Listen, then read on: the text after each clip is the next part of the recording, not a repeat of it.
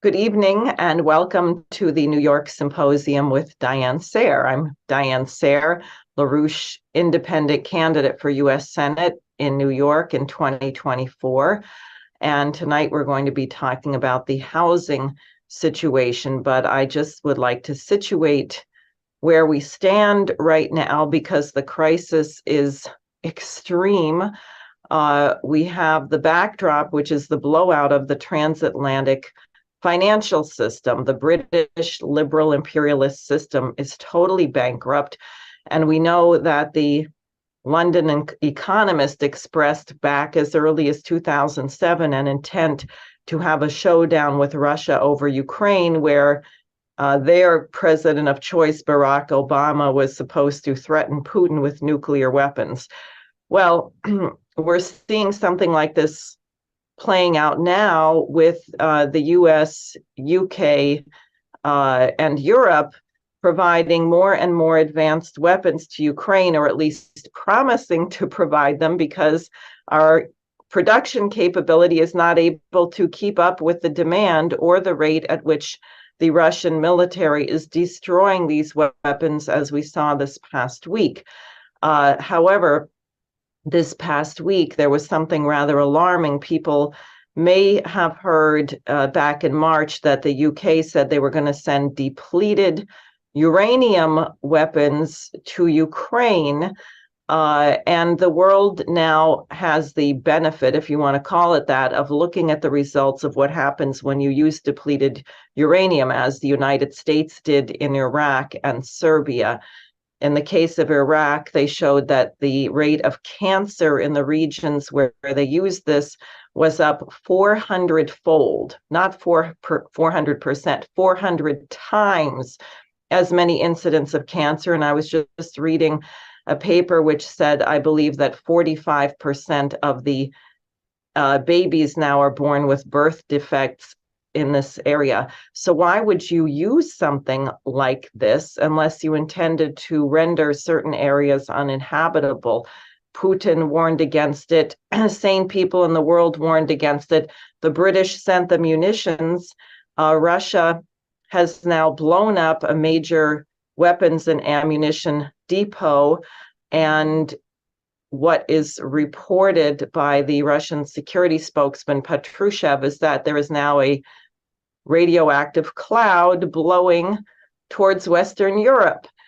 Now, one wonders when Western Europe is going to stop supporting this Anglo-American drive for nuclear war, since what it's gotten them so far is the Nord Stream pipeline blown up, tripling and quadrupling energy costs, and now a radioactive cloud heading their way. Is this what you're out? I mean, with friends like this, who needs enemies? So I heard today also apparently that Biden, under clearly pressure from the British, who said they were going to start training Ukrainian pilots to fly F-16s, is now saying we're going to send F-16s to Ukraine, but I know they're on back order for Taiwan. So again, when is this all going to materialize? How long do they expect this war to go on? Can mankind survive when you have such arrogant, oblivious so-called leadership in the United States? And that's what has to change.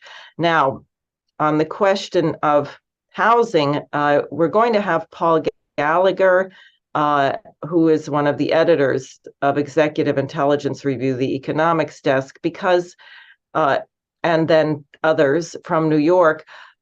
But again, as the financial collapse is behind the war drive, it's also behind policies that we see which are completely insane, such as the privatization of New York City, the New York City Housing Authority, in part, which as they do this, evictions are increasing.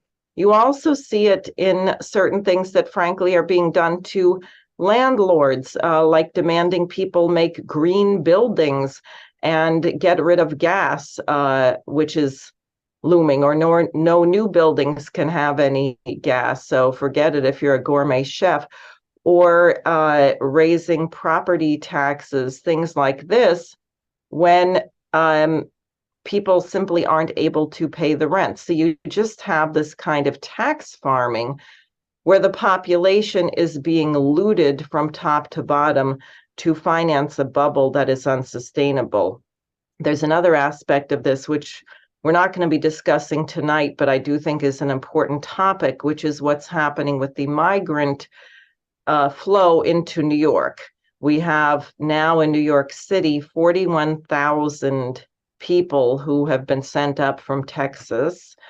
Obviously, it's not right to demand that the states on the border handle this flow, but you have to ask, why is there such a flow of refugees? And that has to do with our policy of overthrowing governments in South America, supporting the drug trade, and frankly, using human beings as a weapon, using human beings for political aims, which is really despicable. So you have these poor people who find themselves here being put first in gymnasiums, meaning that children do not have recess at these schools. There have been protests over that. Now they're talking about moving them. Mayor Adams just announced that 50% of the emergency shelter space in New York City's hotels is now occupied by migrants. We have, or asylum seekers, 40% of hotels that have more than 51 rooms are housing some of these people. We saw this being done with homeless people and former inmates from Rikers Island being moved into the hotels in the name of preventing the spread of COVID, and the city was paying the full price per room, which indicates, again, they are using the human beings as the means of bailing out the so-called hotel industry. It's very disgusting. It's very cynical. And what it indicates is while we can find $114 billion to send to a fascist, neo-Nazi infested regime in Kiev, we seem to be unable to find a few millions of dollars to address problems of life and death affecting people in the United States. So we're first going to go to Paul Gallagher. As always, I would like to say participation in the SARE for Senate Symposium does not constitute endorsement of any political campaign. And then we will be joined by a guest from Queens. But Paul, please go ahead. What's going on? Well, there's a crisis of escalation of rents in New York City in particular, but it also has been occurring all over the country. But when you can't explain such a thing or any such thing in the New York City area without regard to the actions of the 7 monster banks, which are headquartered in New York on various Avenue of the Americas down to Wall Street.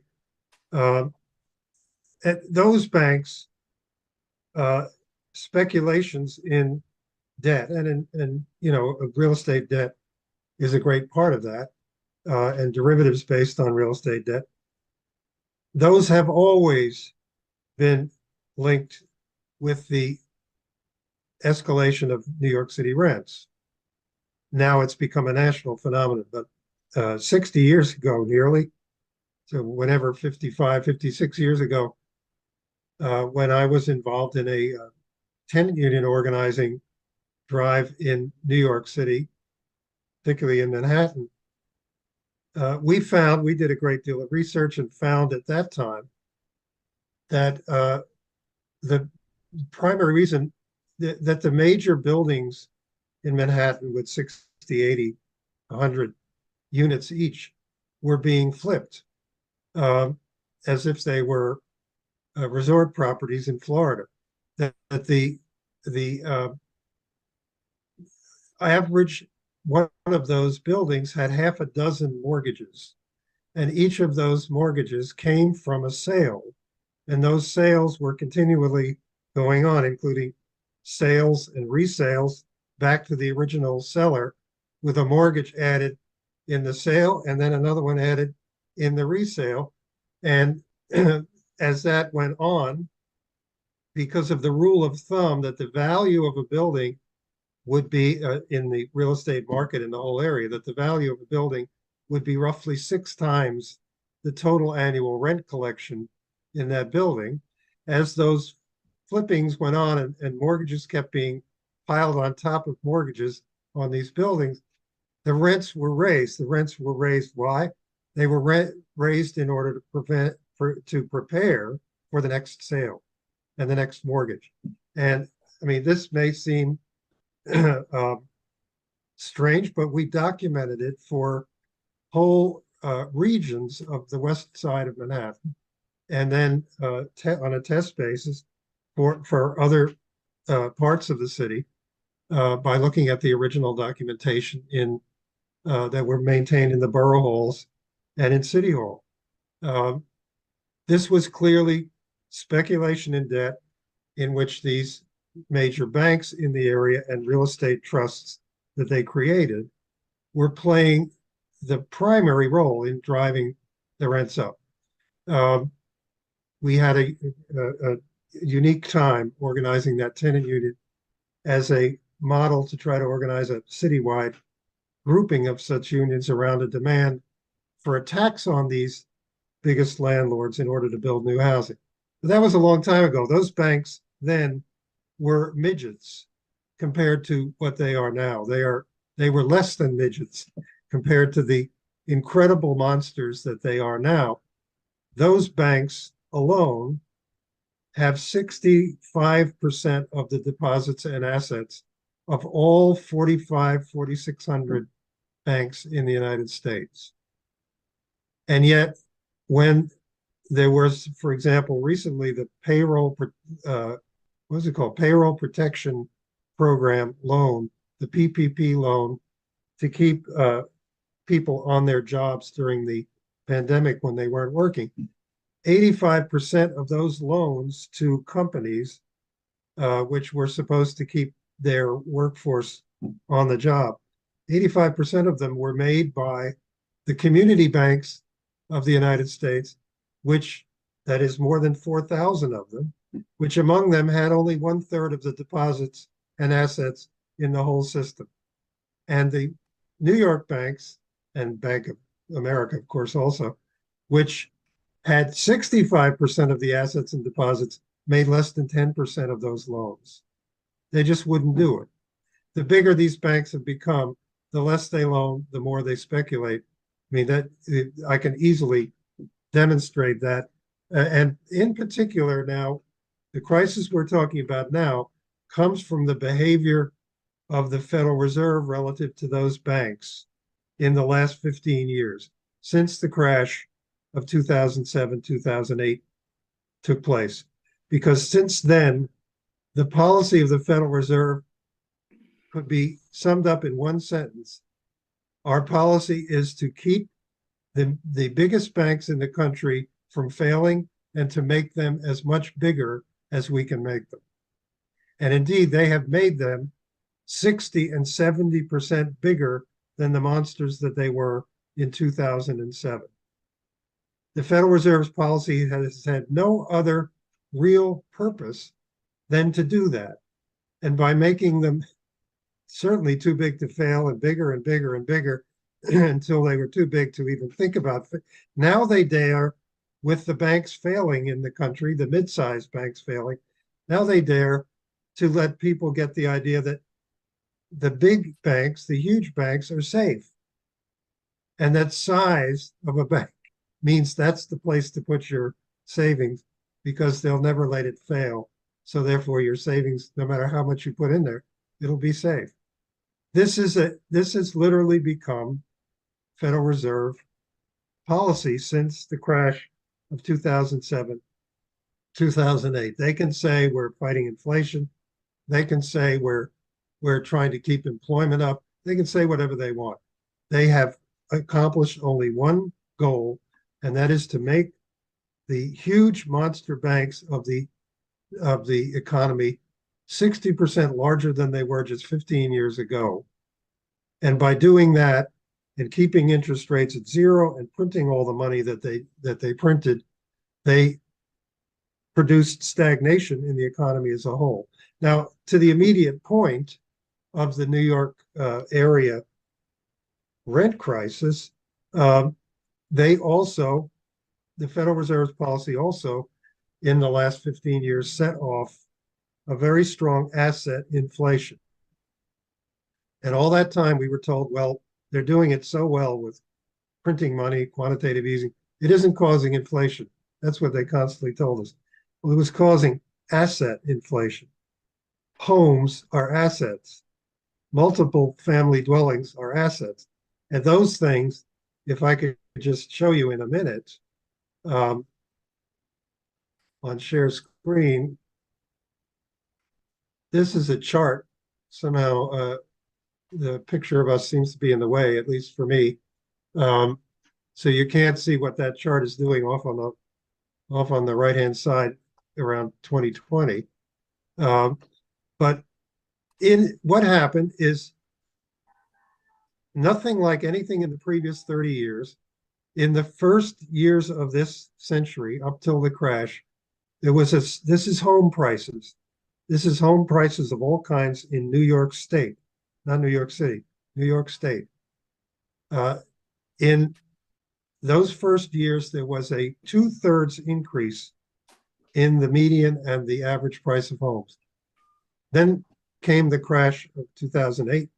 There was a slight decline, and then another increase by another 2/3 between 2012 and 2022. So there were two successive increases in the prices of homes of all kinds in the state, two successive increases by 2/3 each time, 65% each time, in a matter of just less than 20 years. And as that was, if you looked at a national pattern, it would be the same. If you looked at a national chart of house prices, house price index, you would see pretty much exactly the same thing as is reflected in New York State.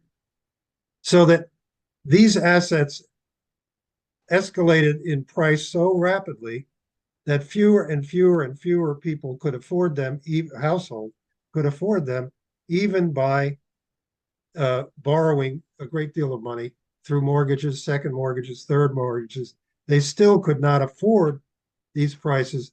And so you had foreclosure, mass foreclosure waves, and then financial collapse, which came as a result of that. And all throughout this process, the approximately 7 million households around the country went from owning homes to renting.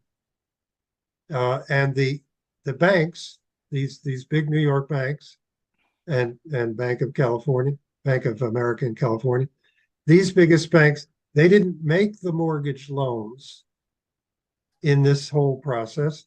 They bought the mortgage loans from the non-bank financial companies which made them. In many cases, they had created or helped to create those same mortgage companies, but they let the mortgage companies make the mortgage. They bought the mortgages and made them the objects of speculation. That's a well-known story up till 2008. The Big Short, the movie, nobody could tell it much better than that. But what many people don't know is that the same thing has happened again from 2012 until 2022. And all throughout this period, the number of households owning homes has gone down by more than 6 million, and the number of households renting has gone up by close to 7 million. And the proportion of these homes being newly built that were built to be rented, that is, the single family homes that were built to be rented, was going way up. And again, it was the financial companies created by these banks, not the banks themselves, but the financial companies created by these banks, or created with their help, with their lending.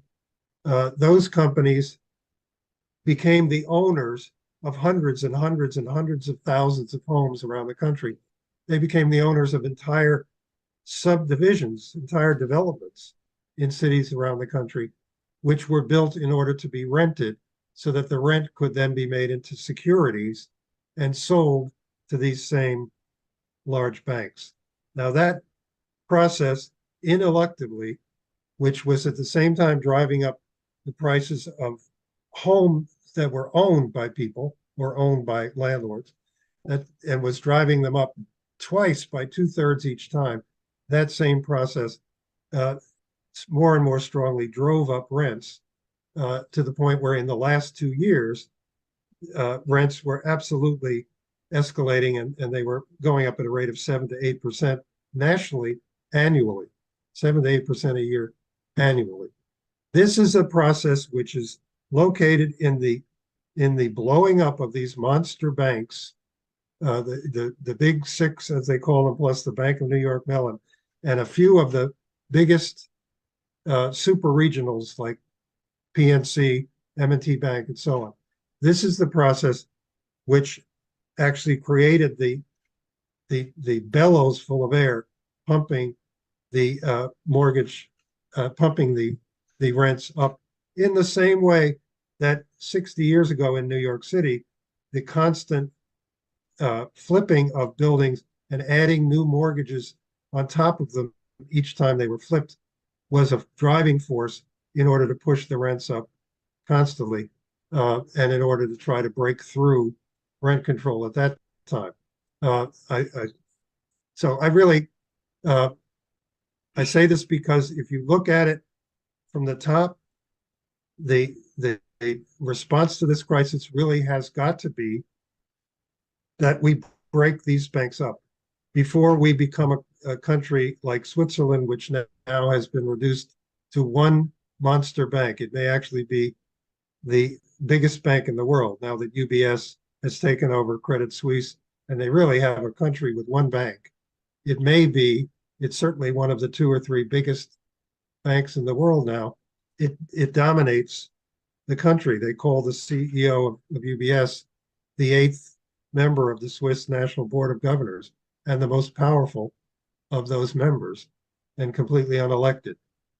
We are heading in that direction, as people see in the last 2 months since the beginning of March, with the failure of four banks and the absorption, which is going on constantly, of many of those small to mid-sized banks constantly being absorbed into the bigger banks, making them greater and greater monsters, and less lenders, more and more speculators. Janet Yellen was quoted just the other day saying, you have to, in an interview, saying you have to anticipate that there'll be some more concentration in the banking system, that there will be more of these absorptions of the remaining 4,000 or so smaller banks into these huge monsters if we don't break them up. And it's an international necessity. That's why we're campaigning around a global Glass-Steagall. These are global banks, and their divisions are in every country, and the divisions of UBS and Credit Suisse are very large in the United States.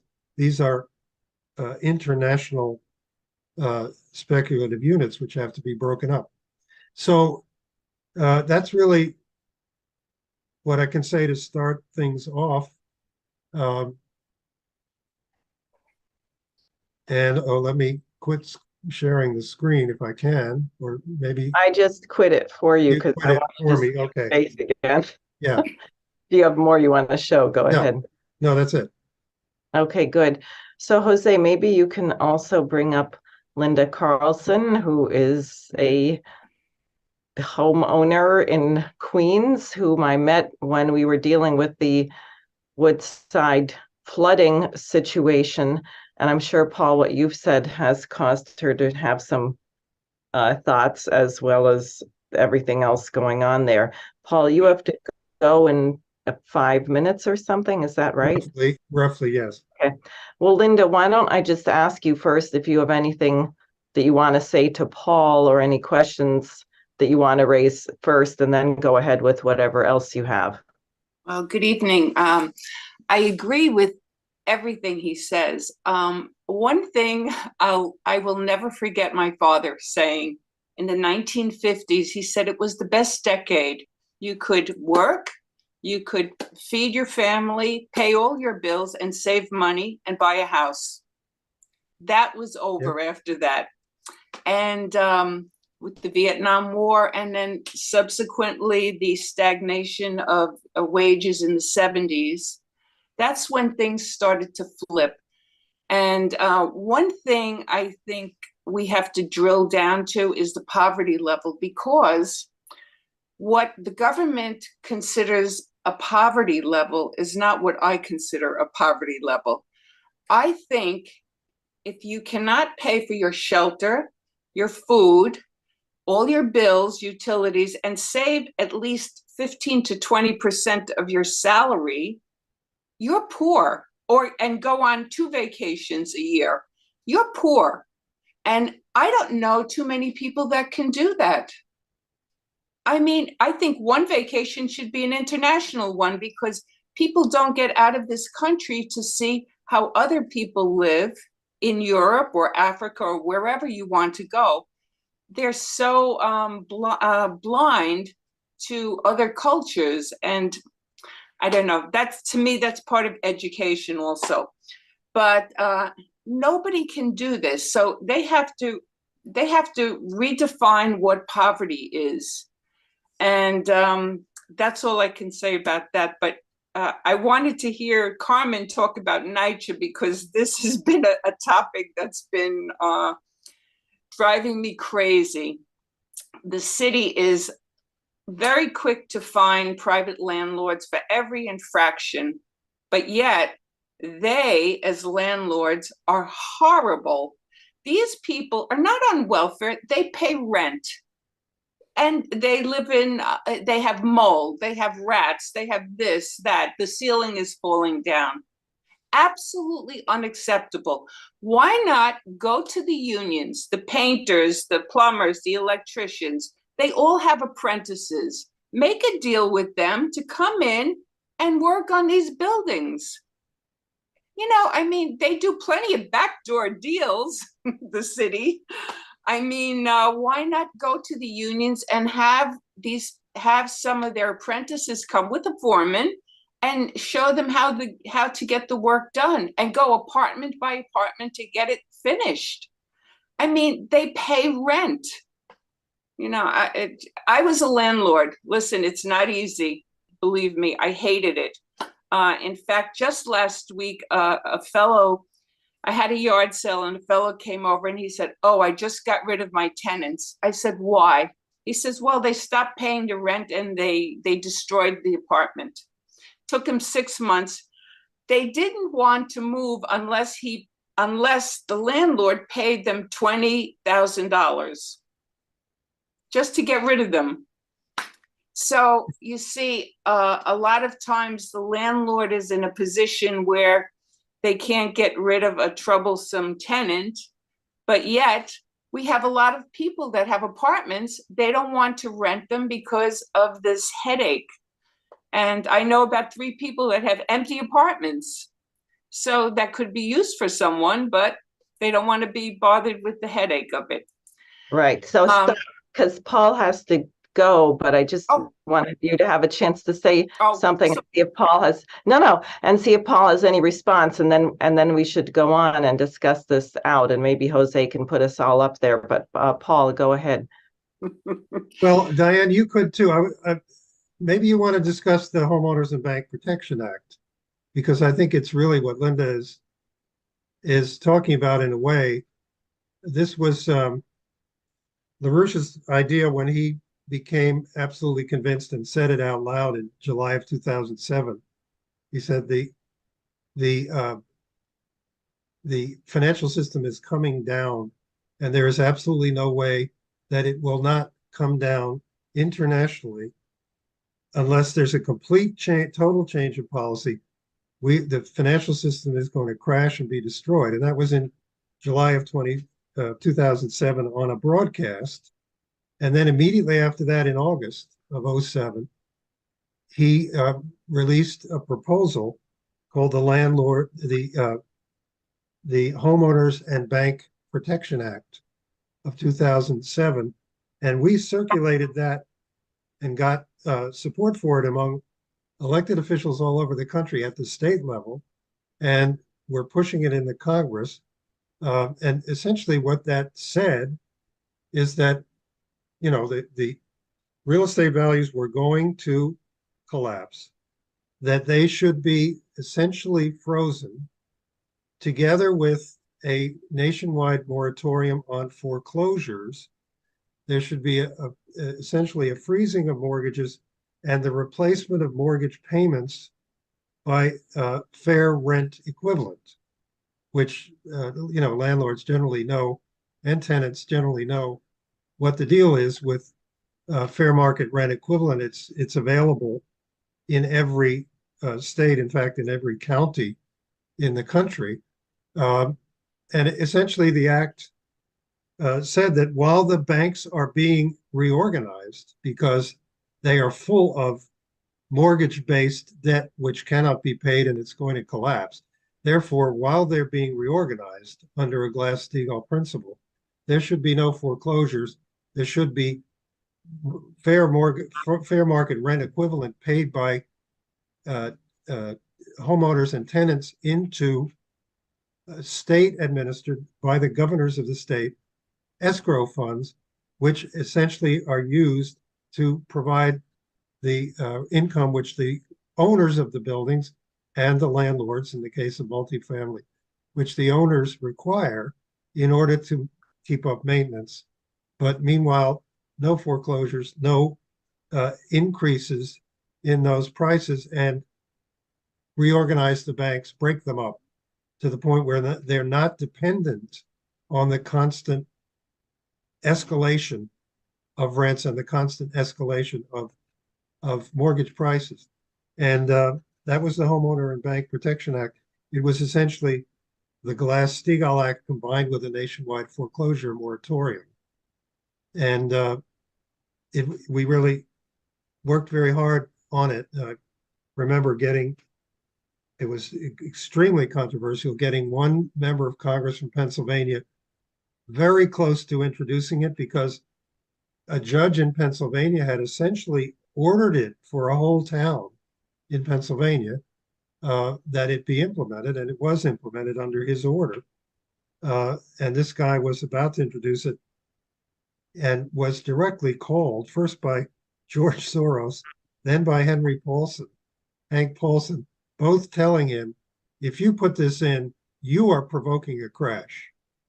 You're the one that's creating a crash if you introduce just so much as introduce this bill. And you may bring down the whole system. Same thing they were telling everybody a year later if they didn't bail out all the banks with TARP. If you don't do this, the system's coming down.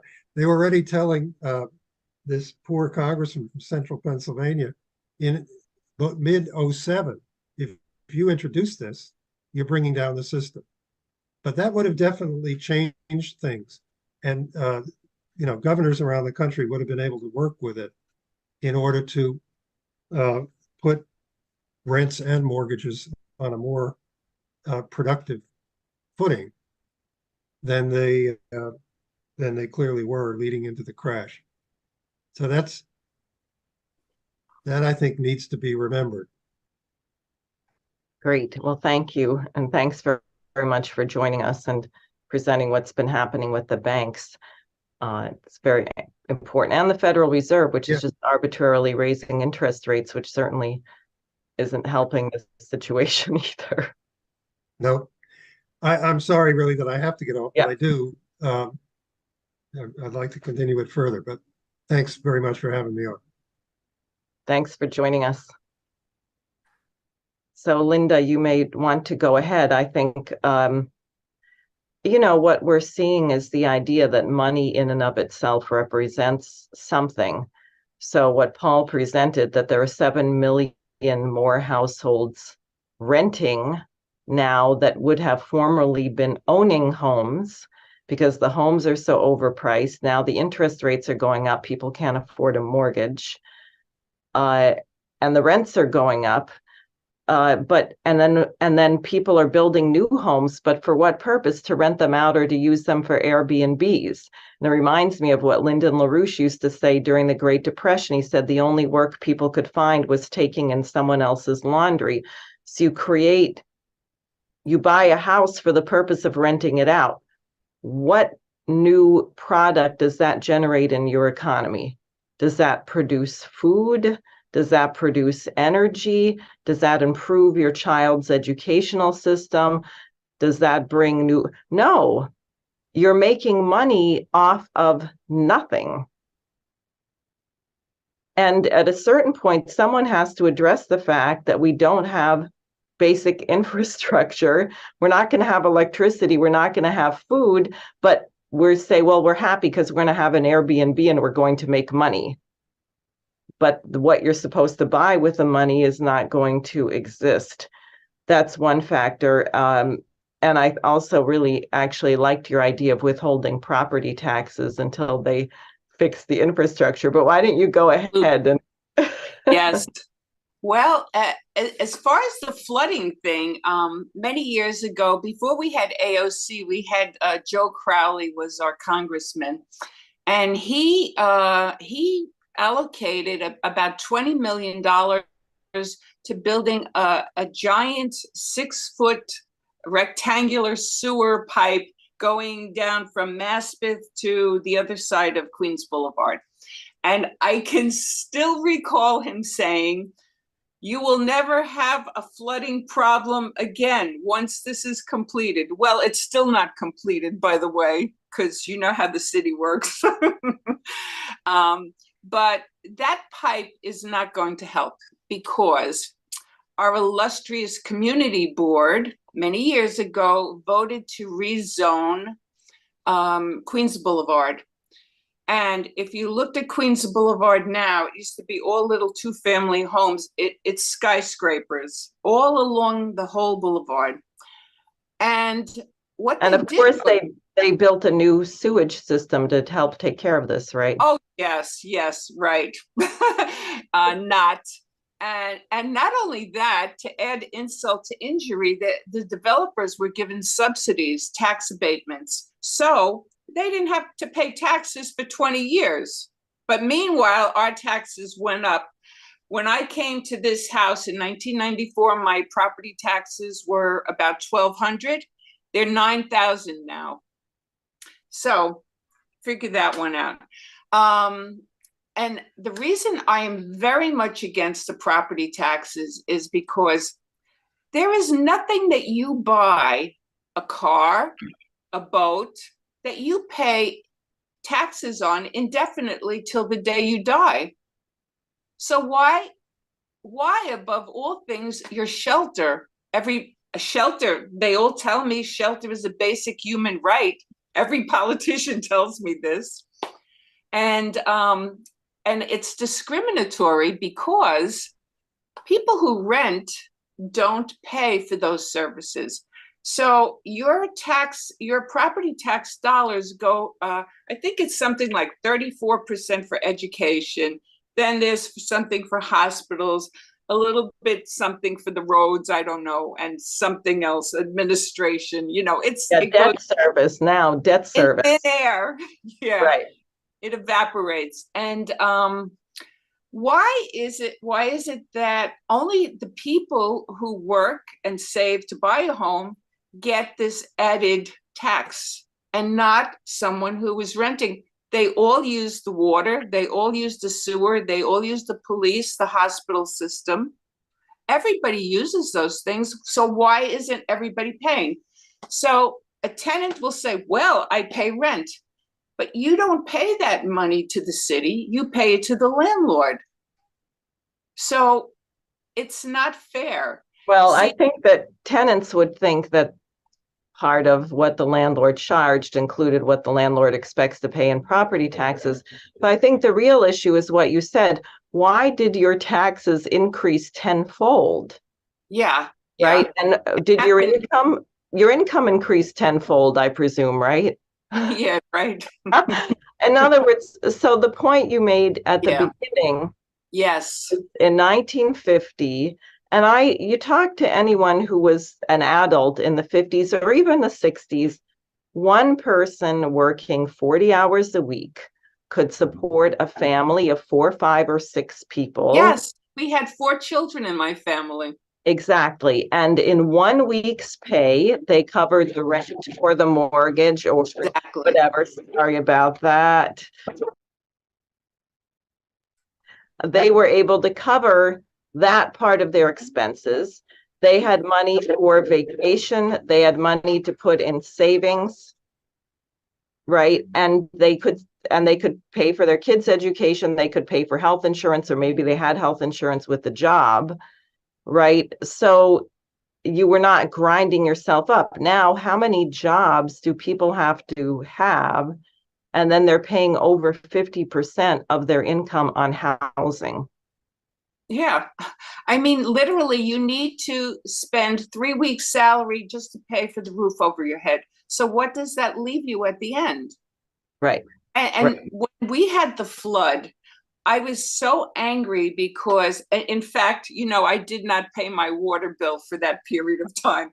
And they sent me a letter back saying, well, we can't compensate you for any plumbing issues you might have. And I wrote back, I said, I want to correct you. The plumbing issue was not mine, it was yours. Your water came back into my house.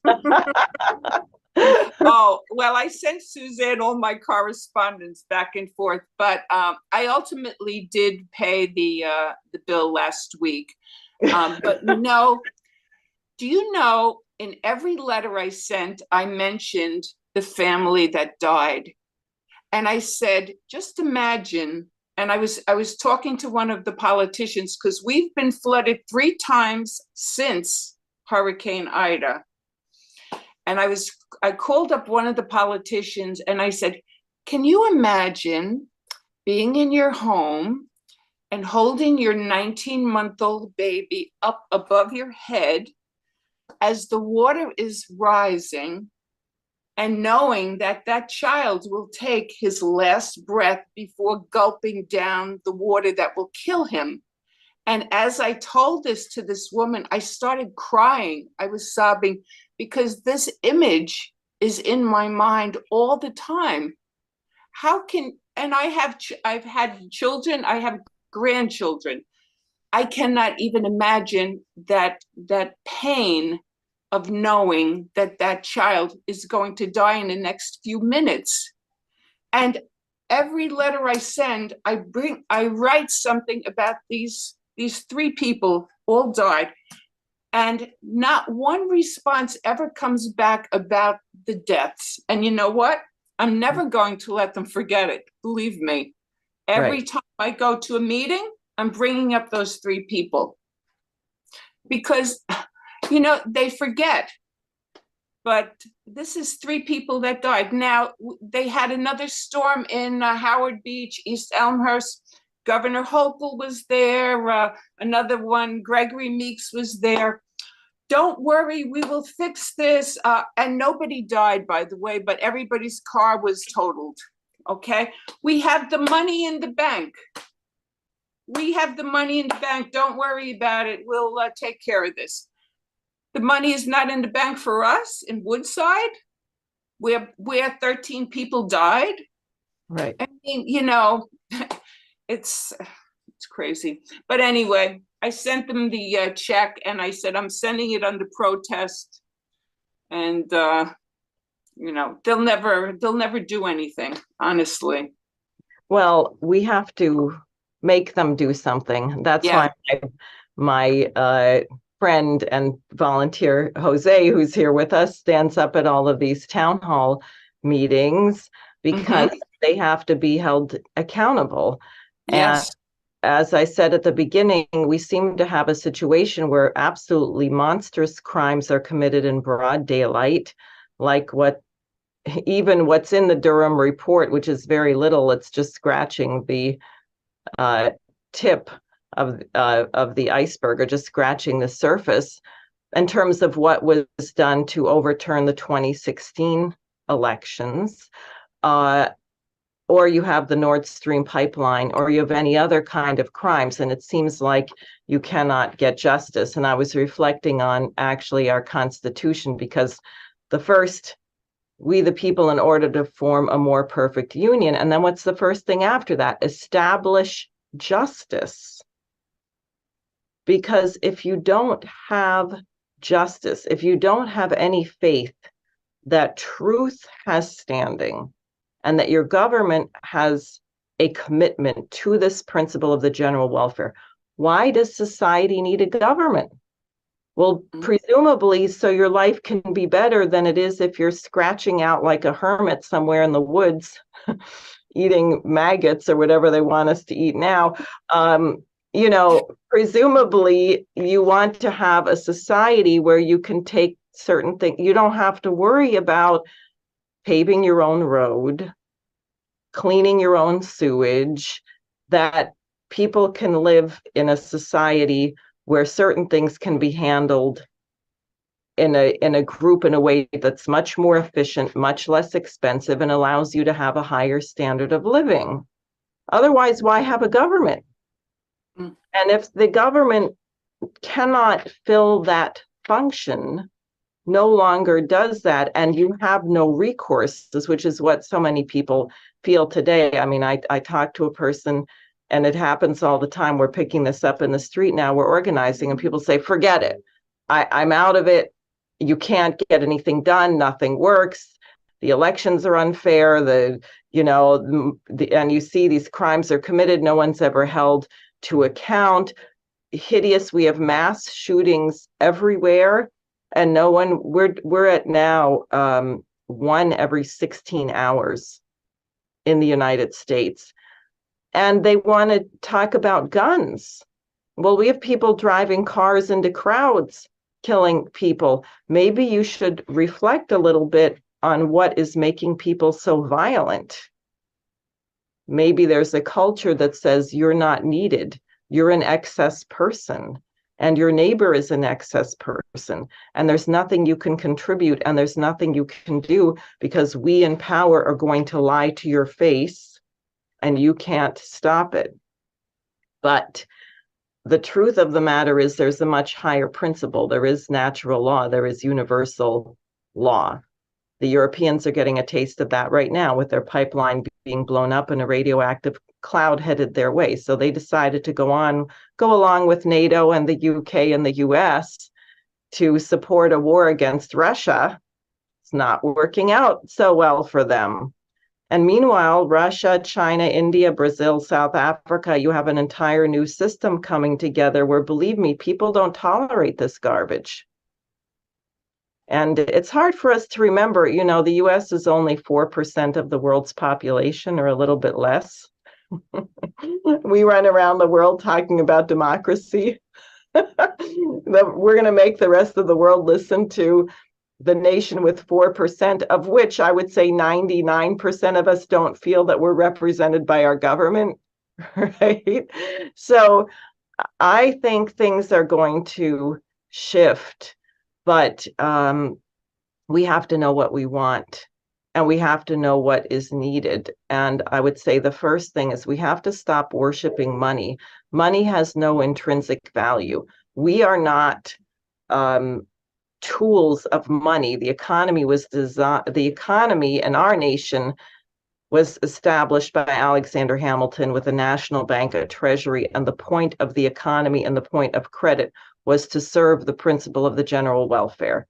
And if that's not working, then you change your economy. You don't tell people you're going to be a debt slave. We're going to loot you, the taxpayer. We're going to loot you to save some arbitrary system that we created. And I think what you're expressing and what you see there in your neighborhood is being felt by homeowners across the country. And then the rents. I see people here talking about rent doubling in various places. Whose income has doubled? How can someone pay double rent? Or what you said about NYCHA, isn't that something? People pay rents. Yeah. It's terrible. And you know, my brother is mentally ill, and he has a Section 8 apartment in Mount Vernon. And right now he's hospitalized. But I've been up there talking with his landlord, and it's a rent-controlled building. And there are some things that should be improved, but the landlord said to me, I can't make the improvements because I cannot charge any more rent than what the government is allowing me to, because it is rent controlled. You know, Right. and I understand that because he said everything has gone up. The Right. heating, everything else has gone up. So he's in a catch 22. He'd like to do it, but he can't do it. So he's in a catch Right. 20 situation. And just one other thing, you know, I don't watch any of the American news. I watch the German news and the French news. That's it. But I find most of my information really comes from observation around my own surroundings. And it is true about Europe, because when I go to Italy and I talk to people about the Ukrainian war, nobody is for that. No Right. one, no Right. one I have spoken to in Italy. And my cousin is was in the banking field in Milan. He just retired. He said Ukraine is the most corrupt country over there. And he also told me, interestingly, that if you go to some of the luxury hotels in Milan, outside you will see beautiful luxury cars, and they all have Ukrainian license plates. So if you want to know where your tax dollars are going. Right, exactly. So a landlord who's taking Section 8 housing cannot Yeah, make repairs on a building, yeah, but we are sending weapons. yeah, to kill people. Right, exactly. And these weapons, by the way, because of that corruption, are ending up in the hands of terrorists all over the planet, which is why this thing has to be ended. But you know, I think it's interesting. You know, June 10th of this year marks the 60th anniversary of a very important speech that President Kennedy gave at American University in 1963, where he raised these very questions about war and peace and the well-being of the people of the planet. And the fact that Bobby Kennedy Jr. has entered the race, and this is not an endorsement. I don't know what he's going to, it's not about him per se, but it's raised the ghost of Kennedy, like a Shakespeare play, like Hamlet's father's ghost, or in Macbeth, Banquo's ghost. It's raised an image and a question, which is what happened to our nation? What happened when President Kennedy was assassinated? And then the American people allowed the Warren Commission cover-up, where you supposedly had one bullet that went like 6 different directions somehow and hit all of these Kennedy and other people in the car. Everyone knew it was a lie, but it was allowed to stand. And what it meant is that the people who carried out that assassination became the dominant force running policy in this nation. And that's why I think that the question of Kennedy, the question of releasing the files on that, is very important. And the financial interests, the people running this, you heard what Paul said, the banks that got us in the mess in 2008 are now all 60% larger than they were at that time. So what we're headed for is much worse, but that's their power. And I think this, you know, ghosts have a way of doing that. This ghost of the Kennedy period has a way of inspiring a spirit in people where they're not willing to tolerate. They may wake up a little bit and say, you know, I don't know how we got here because our country didn't used to be like this. And that's what we have to tap into. So I think maybe we can wrap up. But if you have any final thoughts, Linda, that you'd like to share about this. I wanted to say something about the migrant housing crisis. I understand why people leave their countries. If there's gang violence, if that was me with my children, I would be out of there in a minute. Absolutely. If I couldn't put food on the table, I would have to find something to do just to keep my family alive. But, they trek through jungles and everything. And, I know that everybody hated Donald Trump. I know this, but he said, build the wall. And he was partly right. He should have built the wall. But the second part that he didn't talk about was to revamp the immigration department, or whatever the hell that thing is. For somebody to have to wait for a court date for 10 years is absolutely unheard of. Get the thing down exactly the way it should be. My cousin came over here in the 1990s from Hungary. We had to sponsor her and had to say we agreed to take care of her medical expenses if she has any, provide housing for her, food. We had to do that. Okay, she got her visa. She ended up marrying an American guy, so she's got 3 kids now and very happy. But one of the questions I asked some of the politicians was, what is the cap? And they give you that blank stare. What is the cap? So if you have 1 billion people at the border, will you let 1 billion people in? So what is the cap? Nobody has an answer for that, and nobody wants to talk about it. It's okay, but have the things set up the right way, be organized, and Well, I think what you see is that it's very suspicious. That's why I said they're using human beings as a weapon. It's a distraction.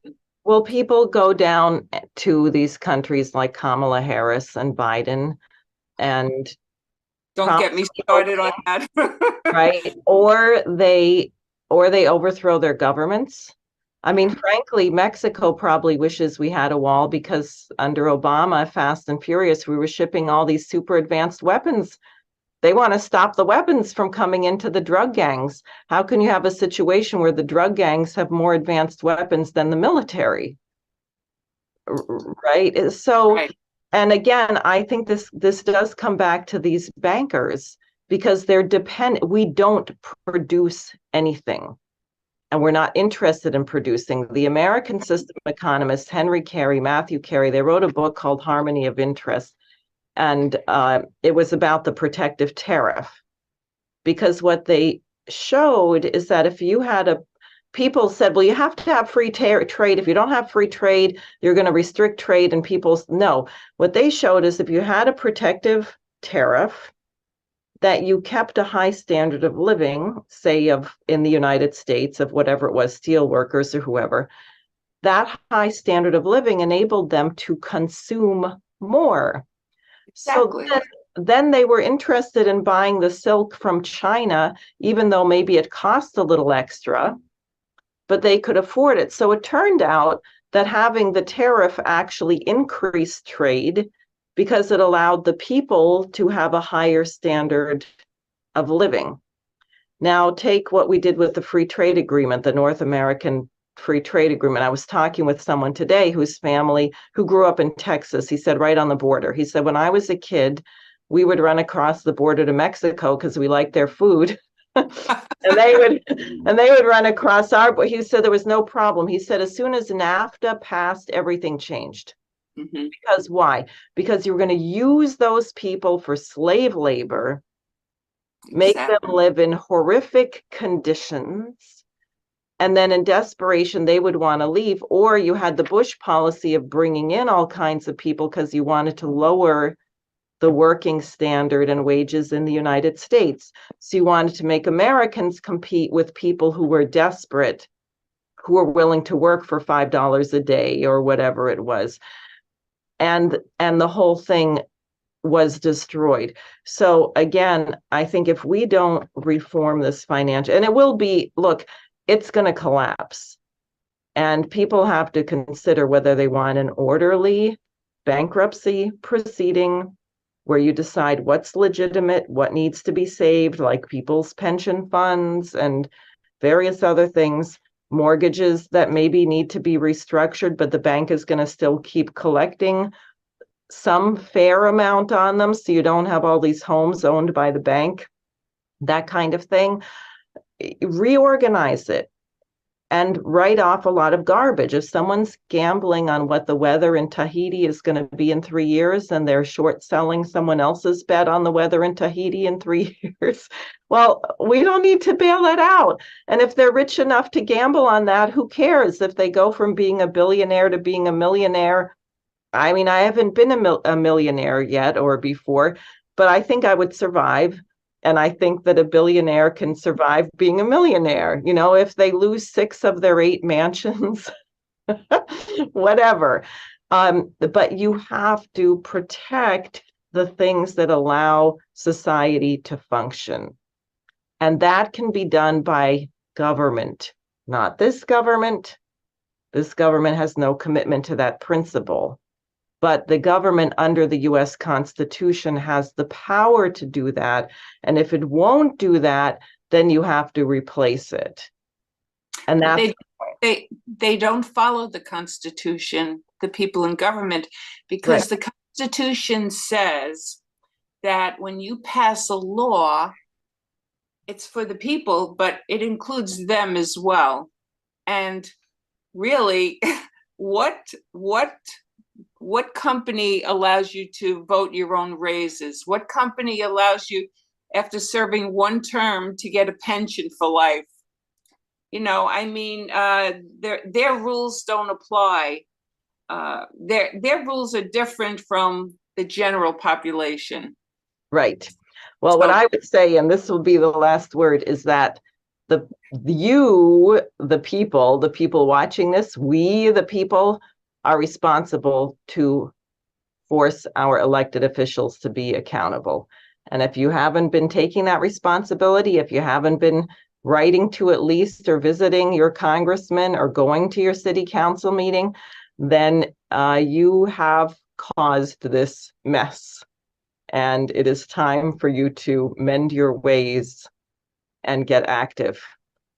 And with that, I think we'll wrap up. And thank you, Linda. And I hope we're all lucky enough to see each other here next week. Okay. Okay.